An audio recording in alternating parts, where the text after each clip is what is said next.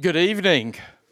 Welcome to Wesley Memorial, particularly if this is your first time to come to something that we have the privilege of hosting here at Wesley Memorial Church. Know how excited and delighted we are by your presence here.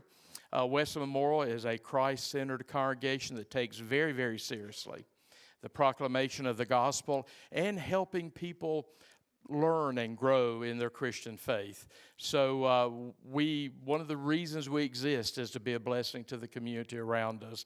So thank you for being here for this event that we've made possible, and you'll hear a little more in a moment as to what's made this possible tonight, but thank you for being here.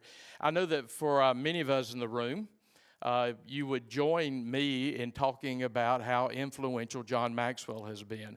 I became a new pastor straight out of seminary back in the 1980s, and one of the first things I started doing, and that was a few days ago, one of the first things I started doing was getting cassettes, and they were cassettes back in those days, getting cassettes from John Maxwell's organization so that I could learn something about leadership and his ministry, his personality, who he is, his contributions to the body of Christ has blessed me and millions others so deeply and so richly over the years. So I'm glad that we can have some time with him here tonight. I'm going to call on Brad Samuels to come up. Brad Samuel will come up and say a little bit about John and the fun that has brought him here tonight.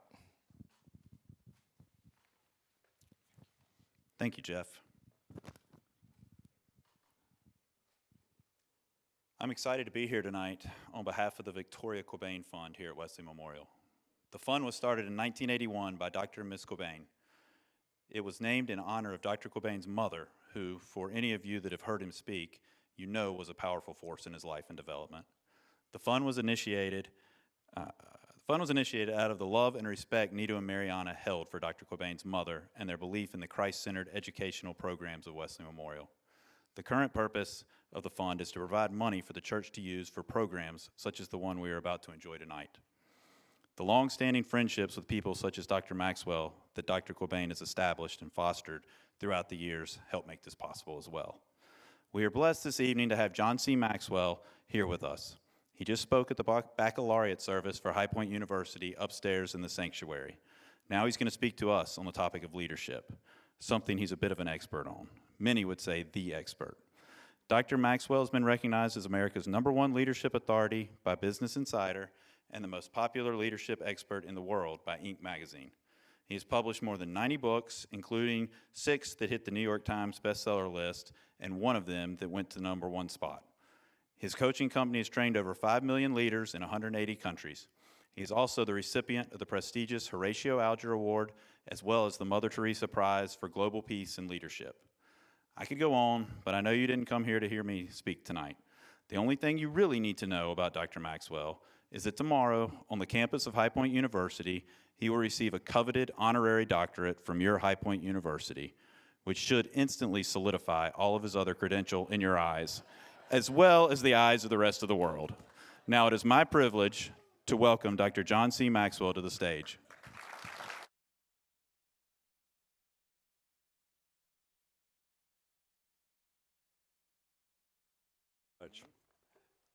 Thank you, Brad.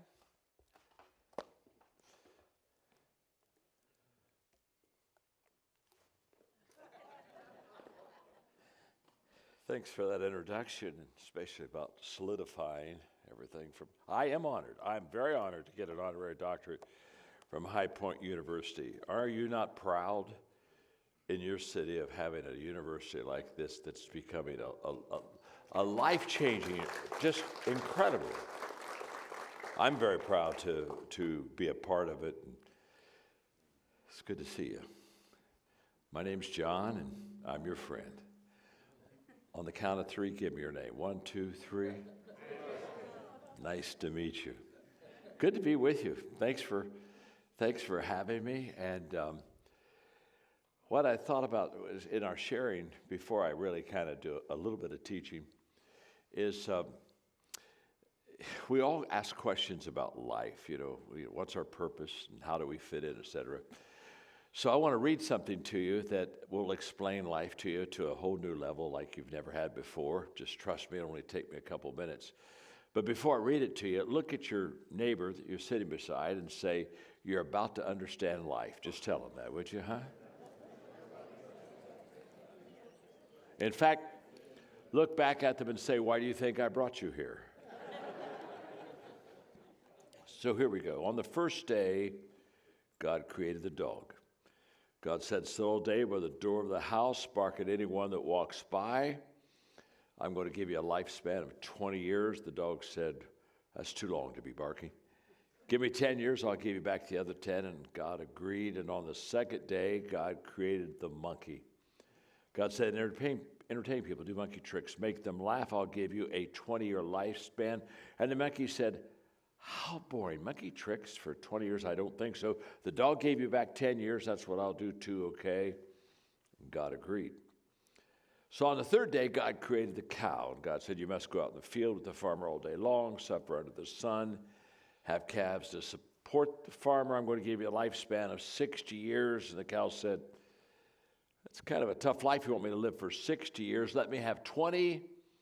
I'll give you back the other 40. And God agreed. So on the fourth day, God created man. God said, eat, sleep, play, marry, enjoy your life.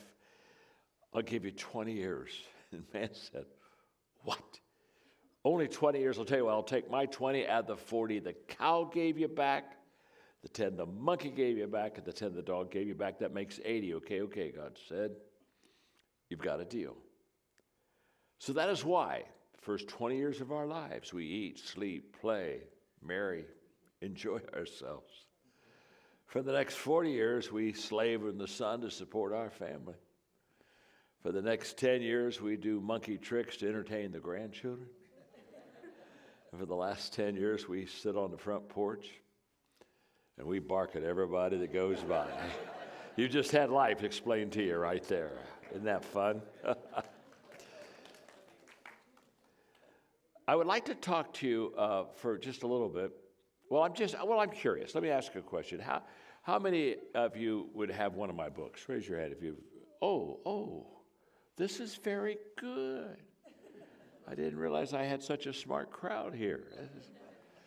You notice I asked you if you had one of my books. I didn't ask you if you'd read any of my books. I'm not that bold. You know what I'm saying? I just say, do you have a book? I said, see, if you have one of my books, I already win, okay? And if you've read one of them, you win, okay? So, but I never had any intention at all of writing books. I love to read, but it wasn't like somebody said, would you like to be a writer, author? No, not at all.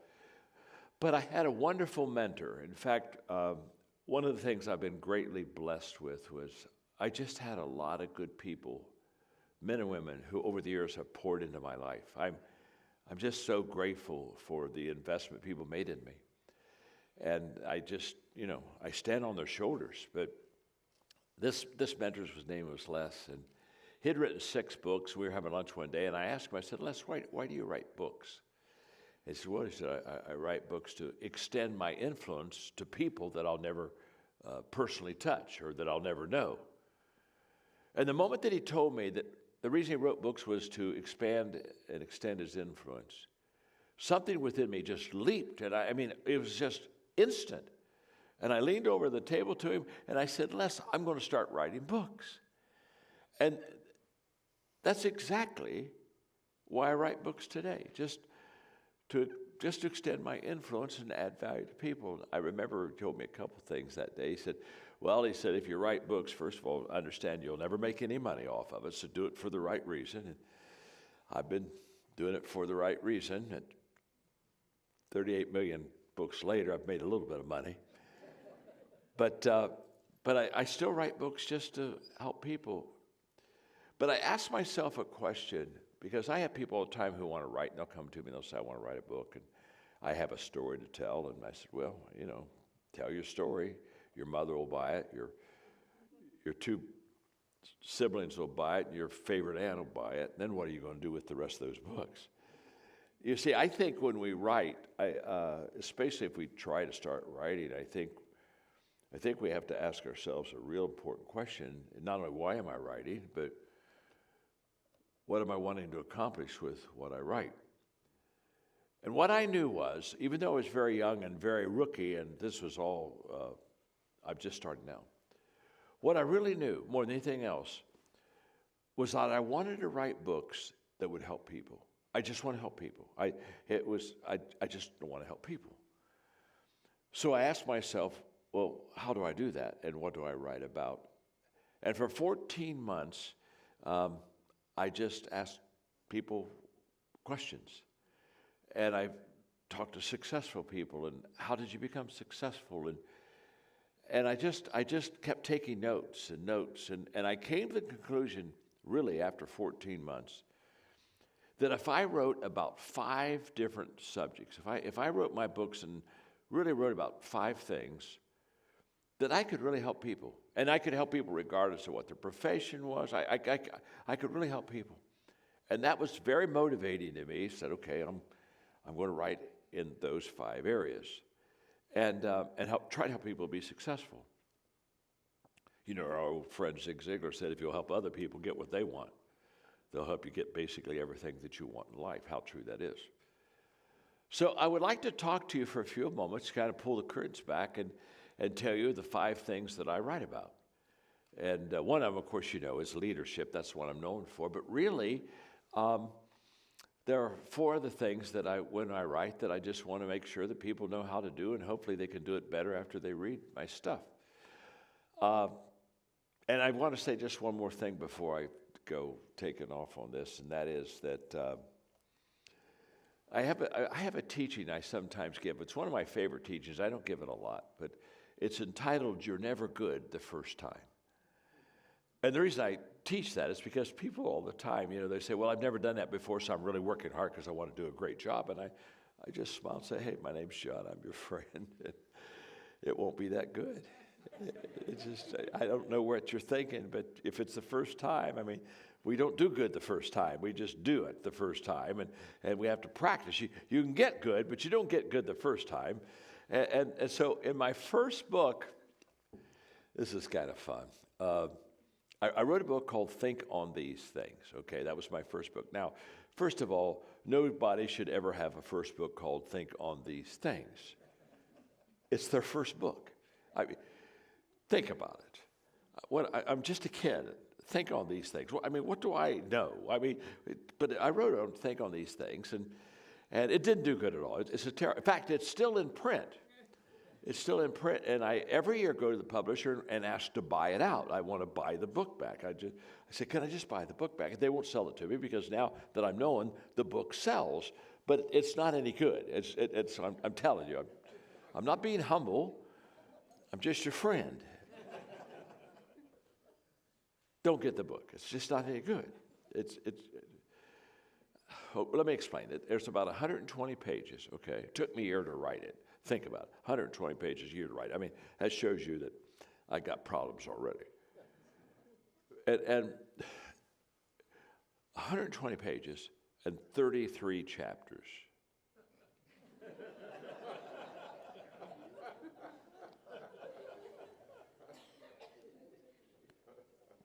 Just do the math.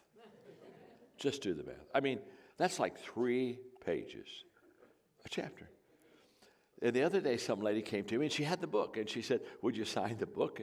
And I said, oh, my gosh. I said, that's my first book. She said, oh, I know it. And then she said, I love this book. And I looked at her, and I said, you're kidding.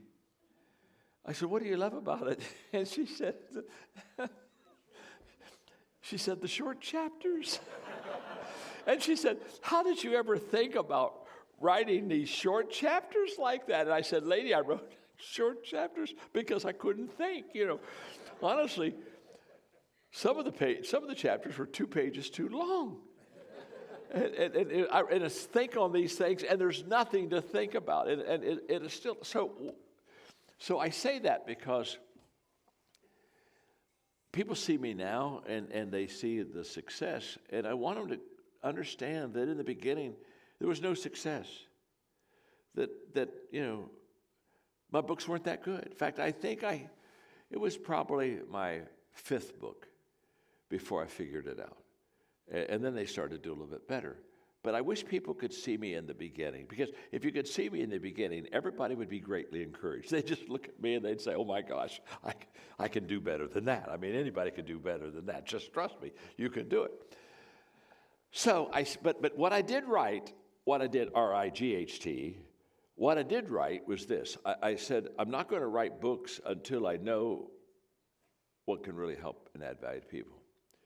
So here are the 5 things that I write on. I'll give you the 5, and I'll take maybe 3 or 4 or 5 minutes to just give you a taste of it, okay? I said I want to write books on communication. I want to teach people how to communicate, how to connect. In fact, if you're taking notes, or if you aren't taking notes, you just want to memorize this. It's very simple. Just think of the word clear, C-L-E-A-R. Because the 5 things, each one will have one of those initials in it, okay? So then you can just kind of remember it. But I said I want to write books on helping people learn how to connect with other people, to communicate, because we have to do this every day. I mean, this is like every day we do it. And so many people, they've never learned how to do it really well. You know, Warren Buffett, of course, we think of him as money and financial guru. He said the most important skill that you can ever develop that will increase you and help you be successful is learning how to communicate, learning how to say things in such a way that they connect with the people. And so I was passionate about learning how to communicate. And by the way, I was writing books that I was learning myself, because in the beginning, I wasn't a very good communicator either, okay? You just have to trust me. I didn't write well in the beginning. I really didn't do, I just wasn't good. I just wasn't good. In fact, Margaret was with me the first time I preached or communicated publicly. And what had happened, I was in college, and a college buddy of mine was going to go do his first message, preach his first message, and he asked me to go with him. I thought, I'll go with him and kind of encourage him. So I sat on the front row, and he got up to preach. He was extremely, extremely nervous, just sweating profusely. I mean, before he's ever up, he's already washed up. And he gets up, and he totally loses everything, and he can't remember what his subject is, and he would say a couple words, and then he'd forget. And so then he'd say, God help me, God help me. And he'd wipe his face a little bit, and he'd say a few words, oh, God help me, God help me. And of course, I'm on the front row, I'm his friend, I'm trying to encourage him, so I'm praying myself, God help him, God help him. God help him, just God help him. And God didn't. He didn't. You say he didn't? No, he didn't. He didn't help him. He didn't help him. And after about a minute and a half of him wiping his face and saying, God help me, I keep saying, God help him, God help him. And then I realized that prayer wasn't working, and I realized we were having to listen to him, so I said, God help us, God help us. God, strike me with deafness right now, do something. I don't have to hear this guy, because he was terrible. It was awful. He only preached for 3 minutes. He sat down, total defeat, and now I got to ride in the car with him for 30 minutes back to the college campus. And I have the gift of encouragement, and I tell you, I had nothing to say. There was not one, there was zippo, nothing. It was just like awful. Well, I wish I would have never done that, because the next Sunday was going to be my first time.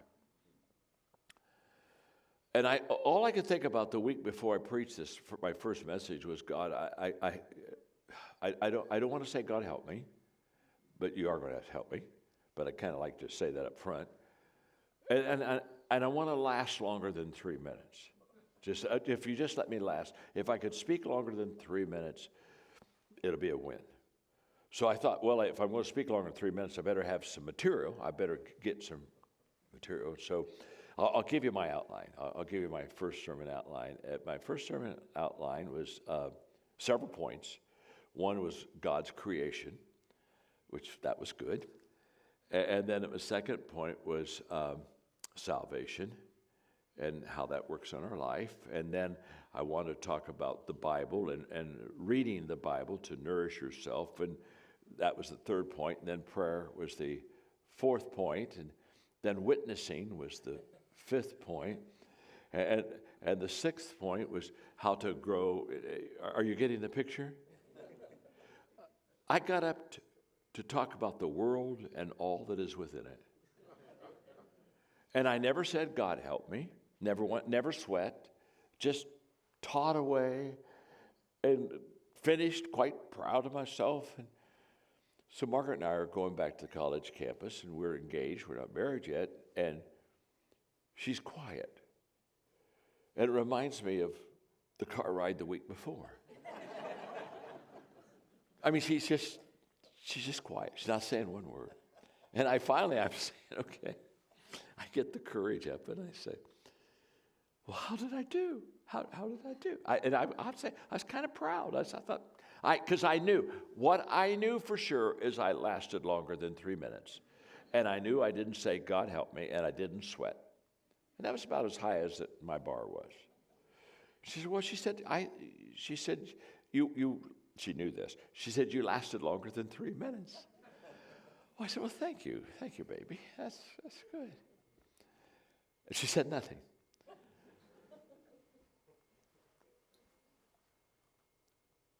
How long did I preach?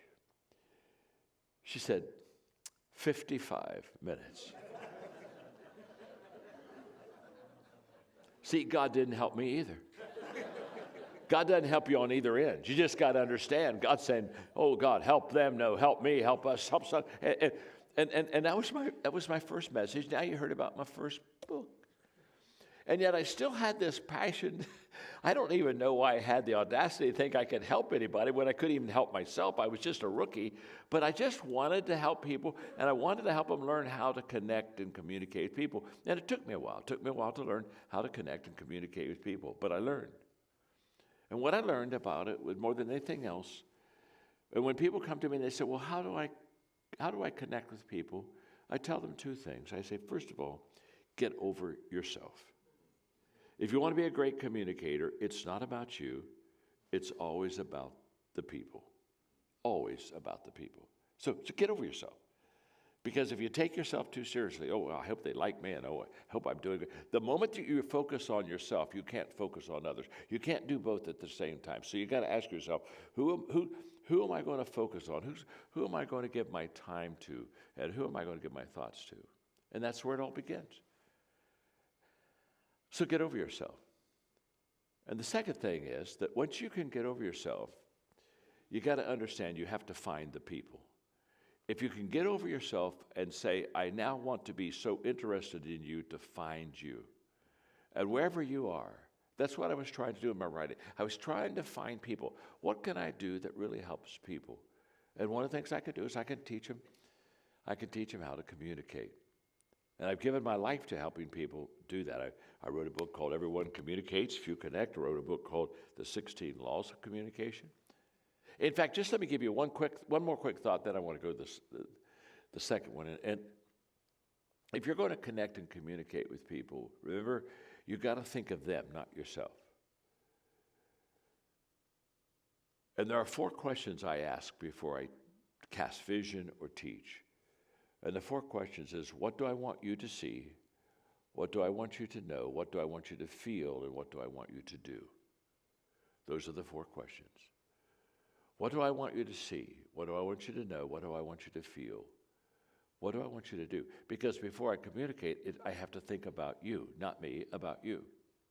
Now, for me, what I want you to see is your possibilities. I'm a possibility teacher. What I want you to know is that I value you. When people feel valued, you already connect with them. And in fact, the other day I was doing a Q&A, and I had a lady press me on that, and she said, I hear you talk about always valuing people, and she said, honestly, John, she said that it doesn't sound right, resonate with me, because she said, how can you value me? You don't even know who I am. Well, that'd be true of all of you here today. I don't really know most of you. She said, how can you value me if you don't know me? And it was in a very secular audience, and I said, well, I have an answer for you, but it would be a faith answer, and I'm not sure I should give it to you because you may not want to hear it, and I don't want to put that on you if you don't want to hear it.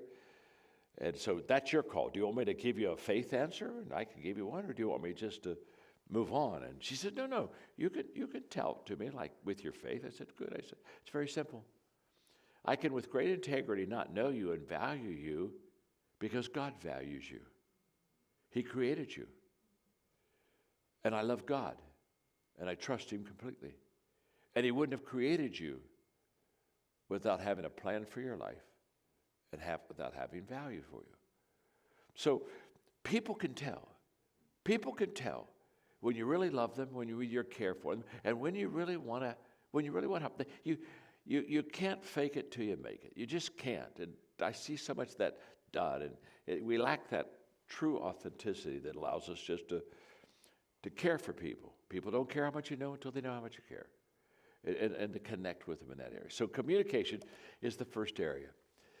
The second area that I said I want to write on, and of course this is one I'm known for in the L in clear, is leadership. In fact, this is kind of fun. We'll get to E here in a little bit, and I'll see if you can guess what E is, okay? I mean, we'll just see how sharp you really are, okay? But leadership. And the reason that I'm passionate about leadership, and that's what I really am known for best, because I think that's probably who I am, and that's what I love, is that when I was in my 20s, I came to the conclusion that everything rises and falls on leadership. Period. End of story. Everything. And I think it's true in the church world. I think it's true in government. I think it's true in why is High Point University what High Point University is right now? Phenomenal, incredible, ridiculously great leadership. That's why. High Point University's been there for many, many years. What happened? They got a great leader. Everything rises. Everything. And when I was so convinced that everything rises and falls on leadership, I thought, if I can help people learn how to lead, I am going to really help people, because it's going to help them in any area of their life. And so I became quite passionate. And by the way, when we talk about everything rising on leadership, leadership rises when people have good leadership skills and when they have good values. It falls when they have bad leadership skills or bad values or both. And so I became very passionate to learn how to lead, to grow, and do my very best to experience leadership in every area of my life. I heard Earl Nightingale. You and I were talking about Earl Nightingale earlier, Nito. I heard a tape by Earl Nightingale, and he said to me, he said to many people, but I was listening to the tapes, so he said it to me. He said, if you'll spend 1 hour a day, every day, on the same subject for 5 years, you can become an expert on that subject. And I was so passionate about leadership as a kid, I said, I'm going to take him up on that. He said, 1 hour a day on the same subject. I'll spend 1 hour a day on leadership. And he said, in 5 years, I could become an expert in leadership. Now, I'm about 26 when I hear this lesson, and I buy into it. I said, I'm going to do this for 5 years. Every day, I'm going to talk to people about leadership. I'm going to read about leadership. I'm going to practice leadership.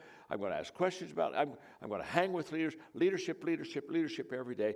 And I had this whole thing 5 years, and I could become an expert on it. And so I was really kind of like, I started off almost like Cape Canaveral. How long will it take? Well, 5, 4, 3, and every day. Well, how long is it going to take? Well, how long is this going to take? Well, my gosh.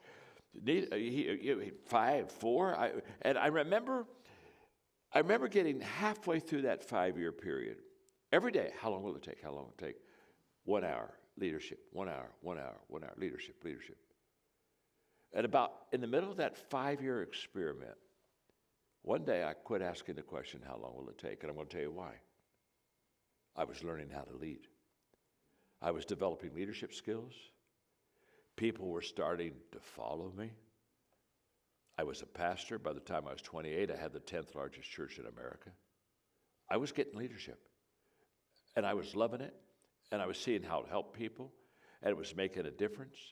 And the moment that I realized I was growing and I was helping people with it, I quit asking the question, how long will it take? And I've never asked that question since. I quit asking the question, how long will it take? And I started asking the question,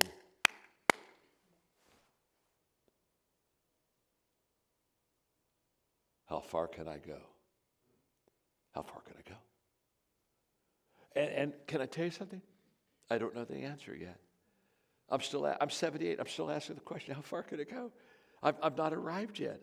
I haven't gotten there yet. I'm still learning. I'm still growing. And by the way, when he said in 5 years you could become an expert in leadership, that was a trick. There was no truth in that at all. Bless his heart. He just did that to get me going. You with me? No. Because can I tell you something? After 5 years of you growing and learning, the first thing you realize is after 5 years, you're not an expert in anything. Come on, the more you know you don't know. And the more you know you don't know, the more you know you got to know. And the more you know that if you don't know what you know, you got to know more. And you never become an expert at all. I'm not an expert still in leadership. I'm still learning. I'm still growing. I'm still practicing. But it was life-changing for me. It was life-changing because all of a sudden I began to understand, without any question, that leadership could change a person's life. And as I've learned to lead and grow in leading,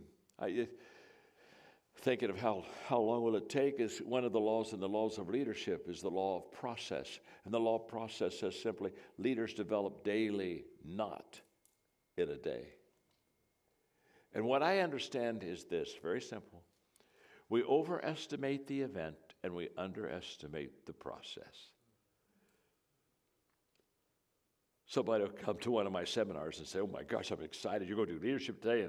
Or they'll get one of my books and they'll walk out of my conference and they'll, got the 2 leadership books and listen to me for a day. And it's kind of like they're walking out, I are a leader?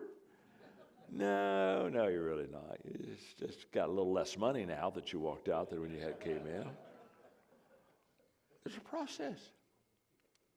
It's not a quick fix. It's nothing short about it. Nothing easy about it. Nothing even, I think, natural about it. It's a process. You see, one of my companies is we train leaders and develop leaders for companies.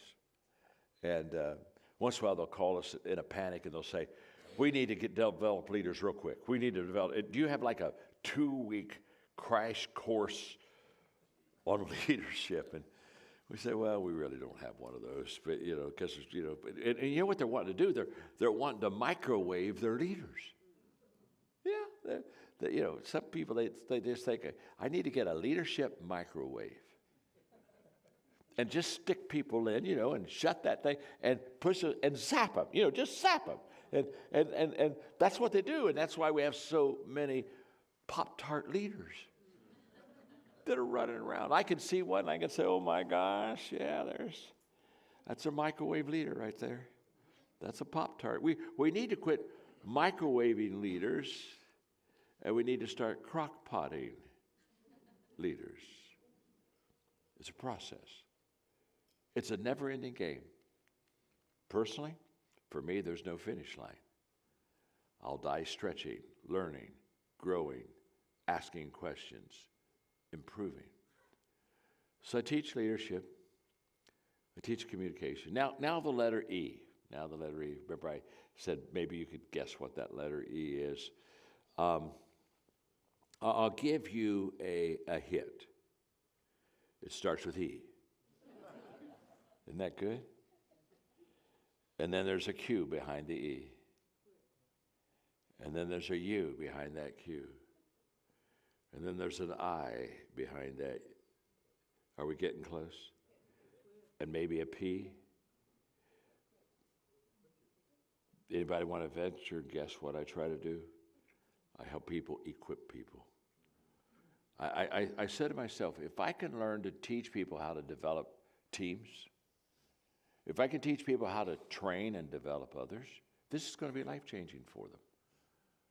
In fact, of the 5 things I teach, the one that will give you the most compounding return is equipping.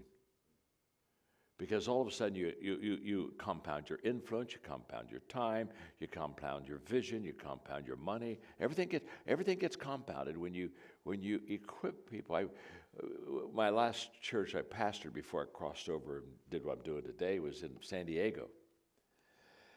And it was a great church, and I loved it.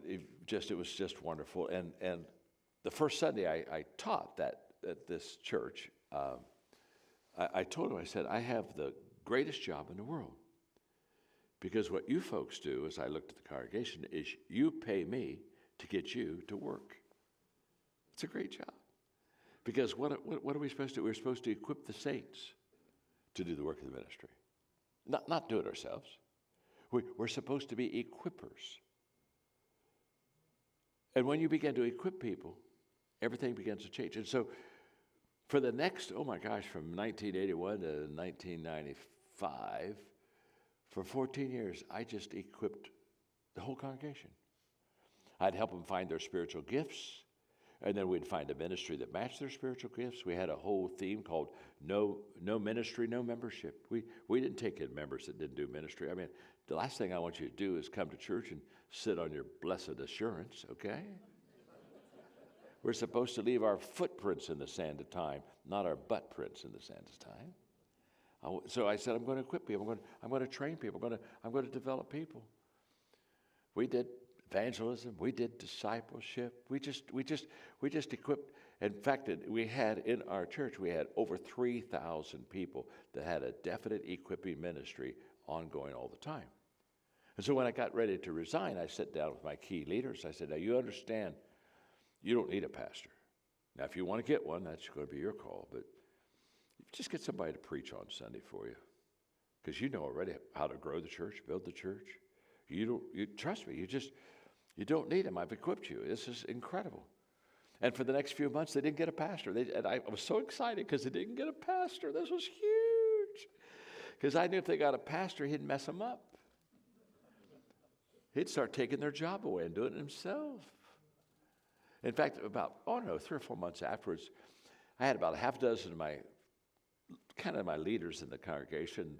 They asked if they could take me out to dinner, so I went out to dinner with them. And they said, John, you remember how you told us that we didn't need you or we didn't need a pastor? I said, yeah. I remember that. They said, you're exactly right. This is huge. Let me tell you. And then they start, since you left, oh my gosh, since you left, attendance is up higher than it's ever been. Oh my, this is huge. Since you left, the offerings have never been as good as, offerings have increased, the conversions, the baptisms have increased, and they gave me a list of 13 things that were better since I left. And then they said, oh my, if we would have understood this, you could have left 5 years ago. Of course I could have left 5 years ago. You see, the greatest leader is a dispensable leader. Because that leader has equipped and entrusted and empowered people to carry the work. So I love teaching about equipping. I love teaching people how to do it and the process, the steps. In fact, I think I may have to just do the last two real quick, because I don't want to take advantage of the time. But let me ask you a question before I just give you. Are you learning something? Are we? Look at your neighbor and say, I'm learning something. Would you do that? Tell him I'm learning something. Look back at him and say, not near enough yet. Not near enough yet. Equipping people is such a simple process, but you have to be totally committed to releasing everything to others. You see, all my life I've had one objective, and that is to work myself out of a job.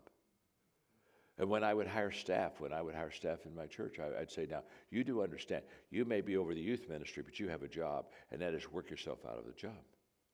And if you work yourself out of a job, I'll give you another one. But if you can't work yourself out of the job you have, I'll take it from you. 5 stages of equipping. Stage 1, I do it. I do it. Don't try to equip somebody in something that you don't do. Dear God, it doesn't work. If you're not any good at it, please don't equip somebody else to be incompetent like you. You understand? You got to be good. I don't understand people who are equipping people and they can't do it themselves. I mean, I'm not training anybody how to sing. Nobody came here to this evening and said, I hope John breaks forth in song. You don't want me to break. I can't sing. I don't equip singing, teach singing, empower singing. I can't sing. I do it. all of the credibility of the next 4 steps is based on the fact that you do it well. We teach what we know, but we reproduce who we are. Never forget it. I do it. Stage 2, I do it, and you're with me. Now we're getting into what I call the power of proximity. Equipping happens when you take somebody and show them how to do what you want them to do. People do what people see, not what people hear. I do it, you're with me.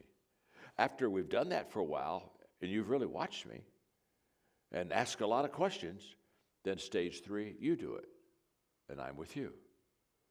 Now I'm hanging with you, and I'm watching you, and I'm coaching. Now, I'm kind of a coach now. Stage 4 is you do it. Now, what happens is, most times when we equip people, it stops with stage 4. You do it. And they miss all the magic. The multiplication of the magic is in step 5. And the moment that you do this, you begin to reproduce reproducers on a consistent basis. I know, I've done it for years. Let's review. I do it, you're with me. You do it, I'm with you. You do it, and someone is with you. You have never equipped someone until they've equipped someone. The moment that it does that, everything begins to compound. So I said in my books, I'm going to teach people how to equip people. And then the letter A, I'm going to teach people how to have an attitude that will allow them to especially overcome challenges, obstacles, setbacks, detours. I'm going to teach them how to have an attitude of resiliency. Because many people don't reach their potential, not because they lack the giftedness or the opportunity, they don't have the emotional strength to carry it through. And so they miss. They miss it, but they miss it not because they lack talent, they miss it because they don't have the inward emotional strength that they really need. And attitude is such a life changer. I just wrote a book, it doesn't come out for another year, called How to Receive a Return on Failure. And I just love this book. And one of the things I teach in that book, just real quickly, is I teach people you want to keep success and failure together. Never separate success and failure. Now, our whole culture separates success and failure. They say, succeed, don't fail. Do it right, don't miss it. Keep them, they want to keep them completely apart. They're not supposed to be apart. They're not designed to be apart. And they don't help each other if they're apart. You got to keep failure and success right beside each other. So here's what happens. When I'm succeeding, if I don't lose touch with failure, if I keep it close to me, when I'm succeeding and I keep failure close to me, it'll continually give me humility. I won't become arrogant. And humility is so important for teachability. So I keep my failures by my successes so that while I'm winning and succeeding, I have a humility. And when I'm failing and I'm over here in the ditch, and I keep success right beside my failure, as close as I can get it, because now I'm in the ditch. I'm not doing well. It's not a good day. But if I keep my success right beside my failure, it gives me resiliency. It allows me to get back out of the ditch. But if I separate them, I lose humility, I lose resiliency, and I lose my way. And so that's the kind of stuff I love, the whole mindset stuff of thinking abundance.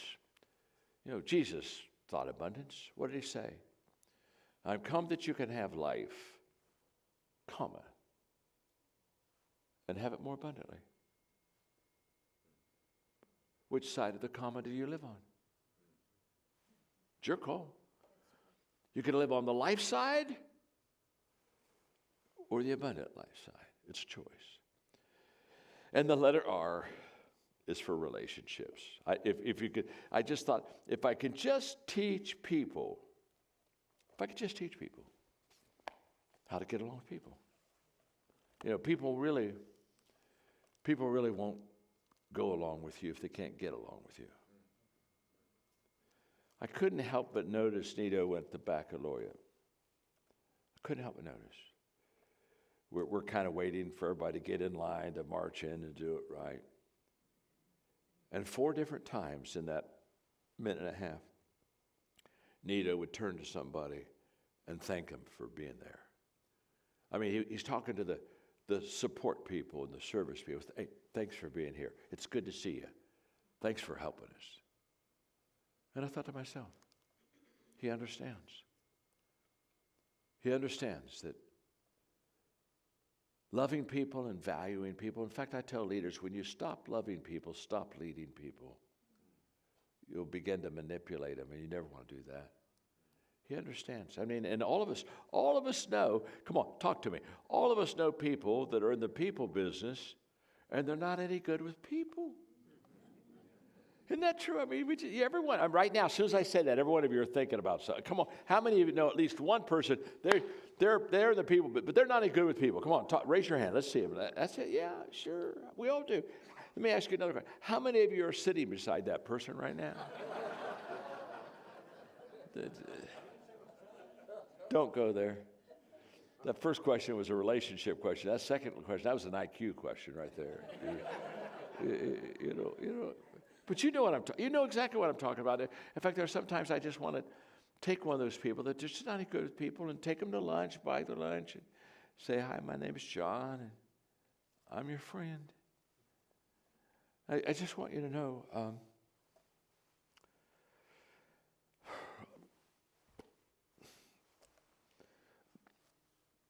I just want you to know, people don't like you.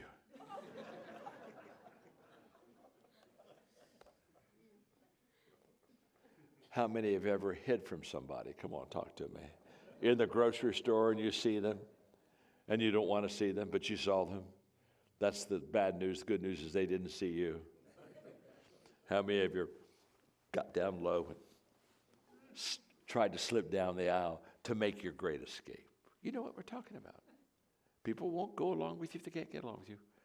So I thought if I could teach people how to just connect and be relational, and how to have an attitude to help them overcome difficulty, and how to train and develop teams and equip people, and how to lead well, and how to connect with people and communicate. If I could do those 5 things and then put faith in it wherever I can, you know. My favorite thing to do, and I write to the secular community, is I'll get to a place where I want to put my faith in there, and I'll just tell them, these next 3 pages are going to be about my faith, and you can skip them. Please don't read them. Just go on. Just skip them, and I don't want to bother you or offend you. You understand when you tell people to skip them, it drives them nuts. They think you got a secret. And they read those parts. I've had more people say, I found God by not skipping what you told me to skip. But those are the 5 things. And I hope that you'll take them and kind of look at them and say, what do I need to kind of work on? And I hope our time together has added value to you, because I sure value you. And thanks for having me. God bless. Thank you.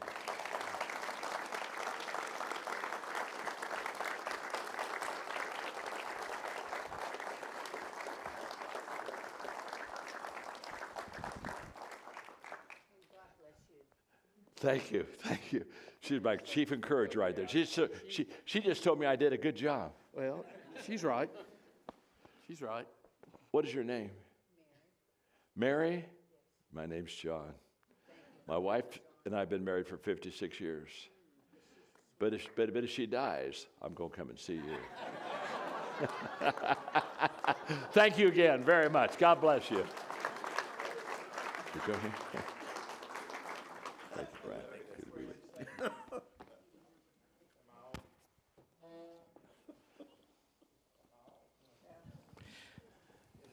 I am on. Thank you. Thank you for being I know there are other places, a lot of other places you could be. Because you're here tonight, I wish I could get to know each one of you. Because you're the kind of people that I love to be around. I know by you being here tonight, you are people who are stretching. You want to become the very best version of yourself that God can create. So you're the kind of people I really love to spend Friday evenings with. Would you pray with me? God, we're grateful for all the opportunities we have to share life. We thank you for John. We thank you for his ministry. We thank you for all the lives that he's touched. We thank you for the... And God, we thank you for that we share in this place. And I pray that each one of us will leave here tonight with a few new friends. And send us forth in the peace and the power of Jesus Christ.